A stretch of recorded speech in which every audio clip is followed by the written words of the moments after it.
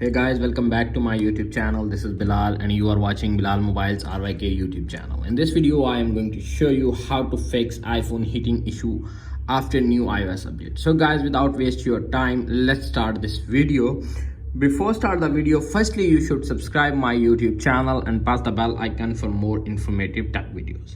If your iPhone is overheating, there are several steps you can take to fix the issue. Number one is close resource intensive apps. Apps that consume a lot of power can cause your iPhone to heat up. Close any apps that you are not using. Simply open. If bars are open, simply close and fix your problem.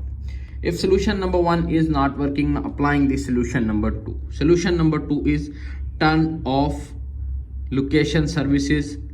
Location services can cause your iPhone heat up. Go to settings, little bit scroll up to find privacy and security. Tap on location services, toggle turn it off, turn off and fix your problem. If solution number two is not working, applying the solution number three. Solution number three is turn off background app refresh. You can see, tap on settings, little bit scroll up to find general, background app and refresh. You can see turn on. Simply tap on it and turn off and fix your problem. If solution number three is not working, applying the solution number four. Solution number four is reduce screen brightness. A brighter screen can cause your iPhone to heat up. Simply control your brightness and fix your problem. If solution number 4 is not working, now applying the solution number 5. Solution number 5 is turn off Bluetooth and Wi-Fi. You are not using Bluetooth, Wi-Fi, turn them off. Go to the settings, tap on Bluetooth, turn off, tap on Wi-Fi, turn off when you are not using and fix this problem. If solution number 5 is not working, applying the solution number 6. Solution number 6 is restart your iPhone.